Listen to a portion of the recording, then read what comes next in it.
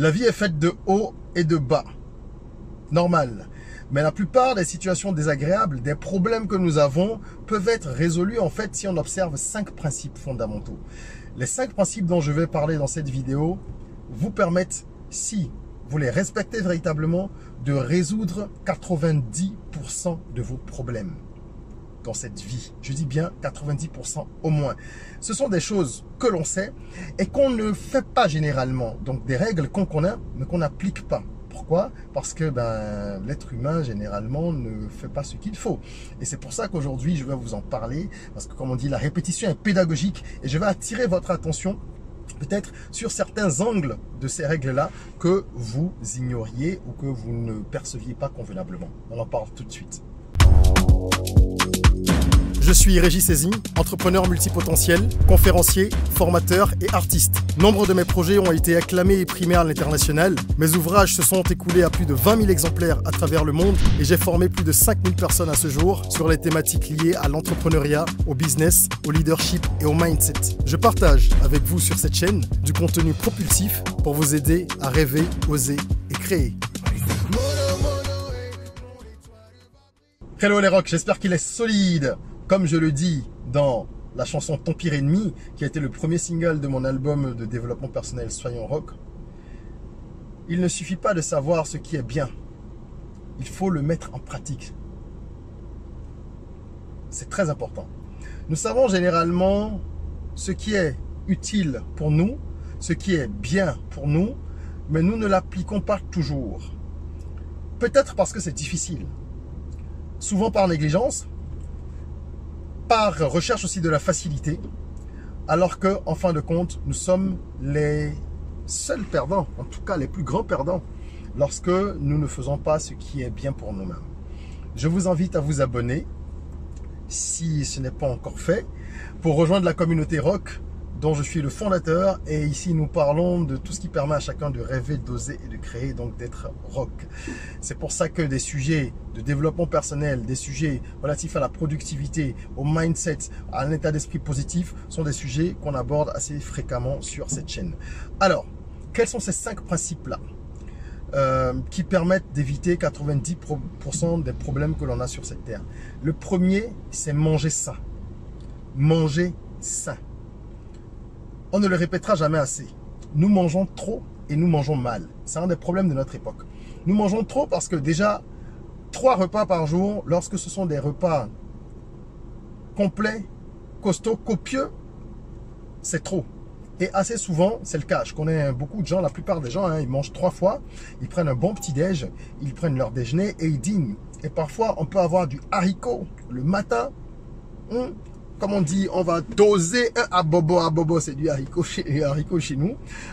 Donc quelque chose qui est quand même assez lourd le matin, mais c'est pas parce qu'à midi on veut temporiser. À midi, on va se retrouver devant un gros plat de riz ou d'yam pilé, de foutou banane, de hatcheke, etc. Et le soir, on est capable encore de manger des frites, quelque chose de gras, etc. Donc ça, c'est très grave. Nous mangeons extrêmement mal. Déjà trop, comme je disais, il faut réduire la quantité de ce que l'on mange.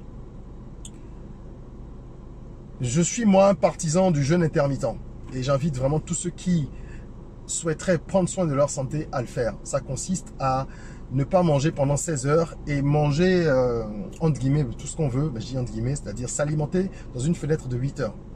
Et les 16 heures qui restent, en fait, on laisse l'appareil digestif en paix. On boit beaucoup d'eau, on s'hydrate énormément. Même si vous n'êtes pas de ceux qui veulent adopter ce mode de vie-là de façon courante et continue, apprenez de temps en temps à donner du répit à votre organisme. Faire un petit jeûne de temps en temps, si on ne fait pas du jeûne continu, c'est important. Ça permet à l'organisme de respirer et aux fonctions digestives de pouvoir se reposer. Dans tous les cas, même si on veut manger tous les jours, il faut manger moins. Soit vous ne mangez plus 3 fois, soit vous réduisez vos portions. Et vous étudiez ce que vous devez manger. Donc là, on passe du principe de quantité à celui de qualité. En fait, il faut combiner les deux. La qualité, ça consiste à manger des aliments qui sont bénéfiques pour vous. La première chose que vous pourriez faire, c'est déjà de regarder en fonction de votre groupe sanguin. Quels sont les aliments qui sont toxiques pour vous, ceux qui sont bénéfiques et ceux qui sont neutres. Parce que oui, on vous dit qu'il faut manger des fruits et des légumes, que c'est très bon pour la santé. Mais ce qu'on oublie de préciser souvent, c'est qu'en fonction de votre groupe sanguin, et c'est un des paramètres, il y en a plein d'autres, hein, en fonction de votre groupe sanguin par exemple, il y a des légumes qui sont toxiques pour vous. Il y a des légumes toxiques. Il y a des fruits toxiques.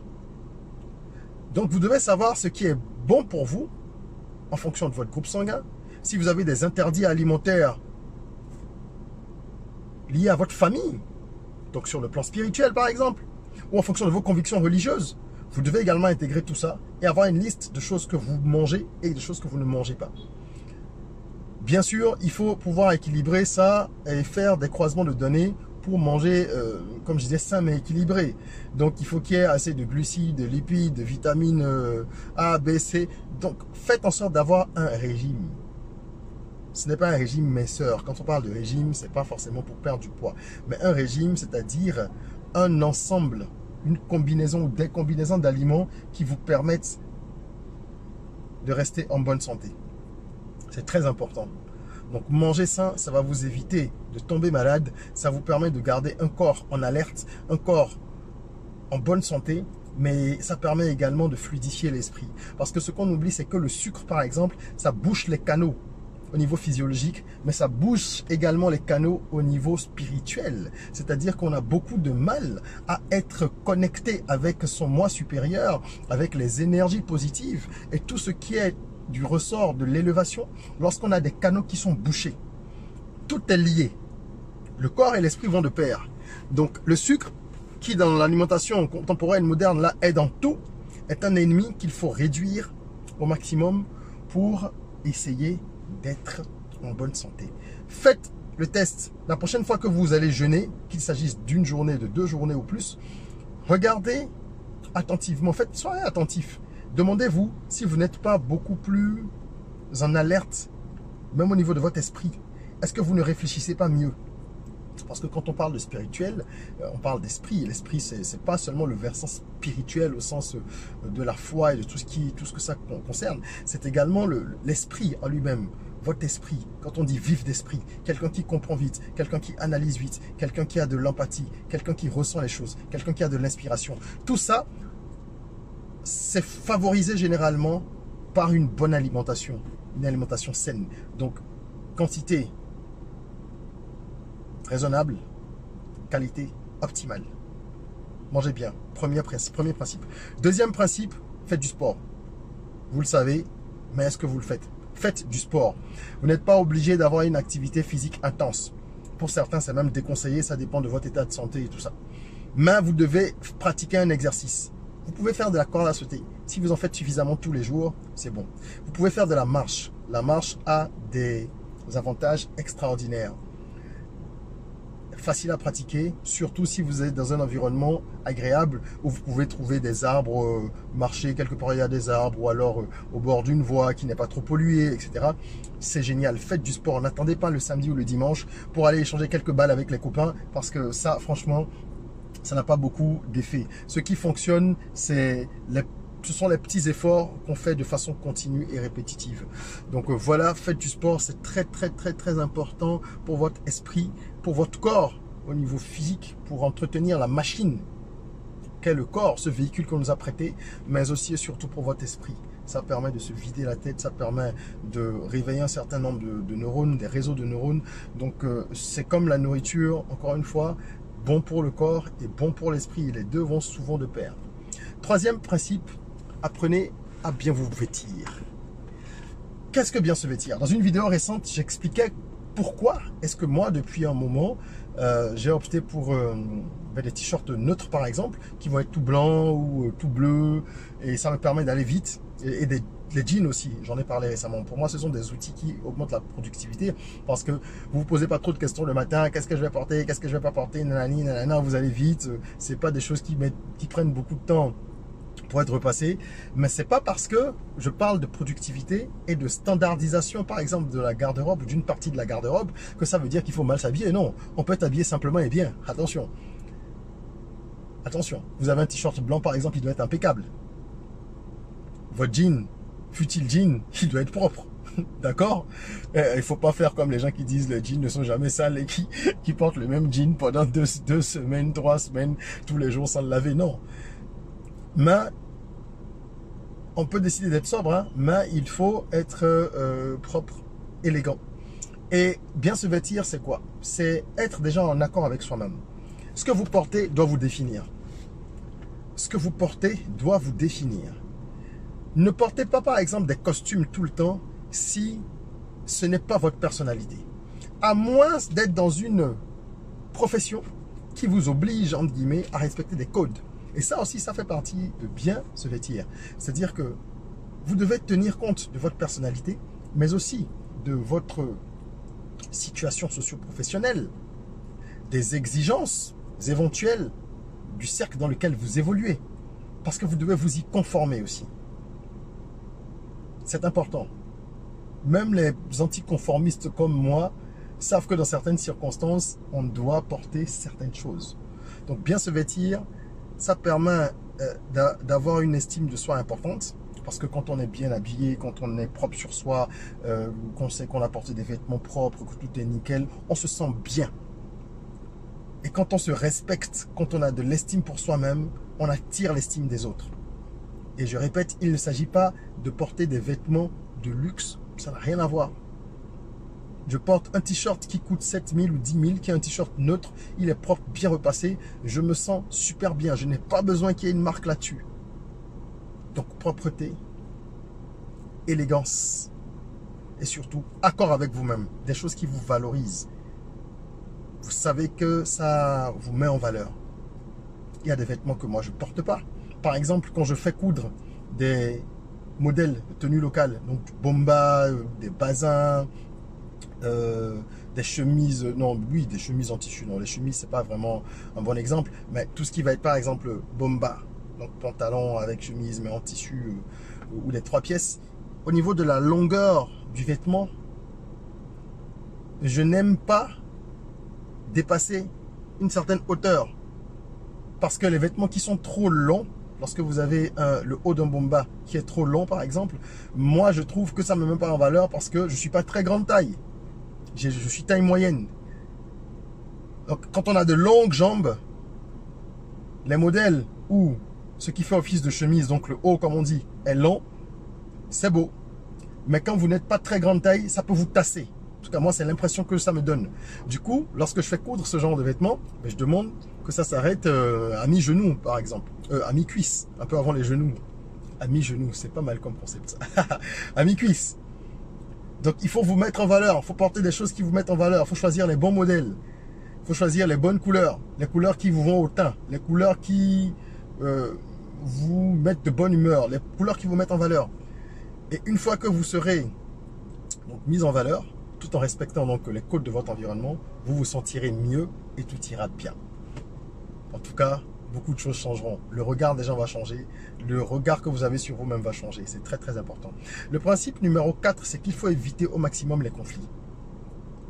Éviter au maximum les conflits. Ça veut dire cultiver la paix du cœur. Celui qui cherche à éviter les conflits cultive la paix du cœur. Celui qui cultive la paix du cœur, il évite les conflits. Éviter les conflits, c'est par exemple ne pas chercher à avoir raison en toute situation. Ne pas chercher à être celui qui a le dernier mot. Ne pas chercher à convaincre les autres à tout prix. Et accepter les choses telles qu'elles sont. Avoir raison parfois et se taire même. Ben oui. Faites une petite analyse. Les émotions négatives sont quasiment toujours générées par des conflits. Une mésentente avec quelqu'un. Donc un désaccord. Des vieux conflits qui remontent à la surface, qui créent des angoisses. Des antagonismes surannés. Lorsque vous cherchez à maintenir votre taux d'énergie le plus haut possible, vous ne pouvez pas chercher les conflits. Et je rappelle, comme je le dis souvent, enfin je le dis, c'est connu, mais je veux dire, j'en parle souvent, Nous sommes un amas d'énergie, nous, êtres humains. Et cette énergie qu'on a équivaut à un taux vibratoire. Le taux vibratoire est fonction des émotions que nous avons. Donc nos émotions vont déterminer notre taux d'énergie, qui va être élevé ou bas. Plus le taux d'énergie est élevé, plus on est en accord avec l'univers, plus on a de bonnes choses qui nous arrivent, plus on est heureux. On est dans la gratitude, on est dans la contemplation, on est dans le bonheur, on est dans la joie. On ne recherche pas le conflit. On évite même naturellement les conflits. Mais plus on est dans les énergies négatives, et plus on va aller vers les conflits parce qu'on va avoir un taux vibratoire faible, etc. Et on va attirer tout ce qui est négatif. Les personnes négatives, la haine, la culpabilité, les rivalités, etc., etc. Ce n'est pas productif. C'est néfaste pour votre santé. Donc, il faut absolument éviter les conflits au maximum. Et donc, choisir son entourage en fonction de ça. Éviter de fréquenter certaines personnes. Éviter de fréquenter certains lieux lorsque vous vous rendez compte que ce sont des endroits qui créent le conflit, qui créent les disputes, qui créent la discorde, qui vous mettent vous-même en porte-à-faux avec vous-même, par exemple, parce que vos principes ne vous permettent pas d'aller dans tel ou tel endroit, alors n'y allez pas. Parce que sinon, ça aussi, c'est un conflit avec soi. Donc ça, c'est le principe numéro 4. Il est très, très important. Éviter les conflits avec les autres et avec soi-même. Donc, être en accord avec ses valeurs et ses principes. Il faut déjà les connaître. Et le 5e principe, qui est un peu lié à celui que je viens d'évoquer, le 5e et dernier principe, c'est celui du silence. Apprendre à garder le silence. Nous sommes dans une société extrêmement bruyante. Bruyante à tous les niveaux. Les machines, les usines, les véhicules font du bruit et les hommes font également énormément de bruit. Tout le monde a un avis sur tout, tout le monde veut parler, tout le monde veut s'exprimer, tout le monde veut avoir voix au chapitre, au nom de la liberté d'expression. Tout le monde veut être écouté, favorisé et se battre contre les brimades au nom du féminisme, de l'antiracisme, etc. Et finalement, tout le monde parle. Alors faites l'effort, vous, d'être un peu taiseux. Même taciturne s'il faut. Parce que moins vous parlez, moins vous risquez de dire n'importe quoi. Plus vous êtes silencieux, plus vous apprenez à vous contrôler, à contrôler vos propos. Ça vous évite d'être méchant, de dire des choses que vous ne pensez peut-être pas parce que vous êtes en colère. Ça vous évite de vous trahir, de vous exposer, de montrer quels sont vos objectifs et vos plans, parce qu'on est dans un monde où il vaut mieux être discret. La méchanceté étant de mise, malheureusement. Ça vous permet également de cultiver un peu de mystère, ce qui est très important. Ce n'est pas bien que les gens connaissent toutes vos habitudes et qu'ils sachent comment vous faites, comment vous réagissez, qu'est-ce que vous pensez. Il faut garder une part de mystère pour se protéger justement. Et garder le silence, c'est également le début de la sagesse. Je lisais dans un livre récemment une phrase qui était très belle. Nous ne devons pas chercher à remplir tous les vides. C'est valable pour la nourriture dont j'ai parlé, pour le silence. Parce que quand on parle beaucoup, c'est parce qu'on veut généralement remplir un vide. Le vide, c'est le silence absolu. La parole est sacrée. C'est pour ça qu'il faut justement la préserver et ne pas la gaspiller. Le pouvoir du verbe. Donc faire attention à ce que l'on dit, ce qu'on souhaite aux autres, parce que c'est ce qu'on se souhaite, c'est réellement. Et à ce qu'on dit de soi-même aussi. Donc mesurer ses propos. Parler peu. Ne pas remplir le vide, comme on disait dans ce livre, c'est également pour le ventre. Lorsque le ventre est vide, on doit lui donner le nécessaire, mais on ne doit pas le remplir au point de le bourrer. Les Chinois disent d'ailleurs qu'il faut toujours laisser 25%, hein, plus ou moins. Donc manger à 75% de sa satiété et laisser 25%. Et dans les 75% de satiété, il faut considérer qu'il doit y avoir en 2 et 3 litres d'eau. Lorsqu'on essaie de s'hydrater, de respecter ces règles, théoriquement, on ne peut même pas s'empiffrer en fait. Donc voilà pour ce qui est du silence, parler peu et de ses avantages. Ce sont donc là les 5 principes que je voulais évoquer aujourd'hui. Manger sain, faire du sport, se vêtir bien, éviter les conflits et parler peu. Vous verrez qu'en appliquant ces principes de façon rigoureuse, si vous mettez un point d'honneur vraiment à les respecter, vous pourrez résoudre 90% au moins des différents problèmes que vous avez dans la vie. Parce que généralement, tous les problèmes proviennent du non-respect de ces principes-là. La maladie. La maladie, c'est parce que vous mangez peut-être mal, vous êtes tout le temps stressé, donc vous ne cherchez pas la paix du cœur, vous n'évitez pas les conflits. Les gros problèmes de santé, ça vient de ça, hein? L'alimentation et l'état d'esprit. Les rivalités qui peuvent aller trop loin, c'est généralement parce qu'on parle trop. Parce que même quand il y a des conflits, quand on sait tenir sa langue, quand on sait se contrôler et qu'on fait preuve d'un peu plus de sagesse que la partie adverse, les choses ne dégénèrent pas toujours. La perte d'estime de soi, c'est déjà peut-être parce que vous vous vêtissez mal. L'apparence, ce n'est pas ça qui fait un homme, mais ça y contribue. Parce que nous vivons dans une société et il faut avoir de la valeur à ses propres yeux pour que les autres vous valorisent aussi. Bref, je vous laisse appliquer tout ça. J'espère que cette vidéo aura été utile. Je vous invite à la partager autour de vous. Et en attendant qu'on se retrouve pour une nouvelle vidéo, hein, prenez soin de vous, de votre corps, de votre mental. D'ailleurs, je laisse en lien dans la description, je laisse un lien pour découvrir un album de musique urbaine traitant de thématiques de développement personnel. C'est mon dernier album musical en date, sorti en fin d'année dernière. L'album s'appelle Soyons Rock, allez le découvrir.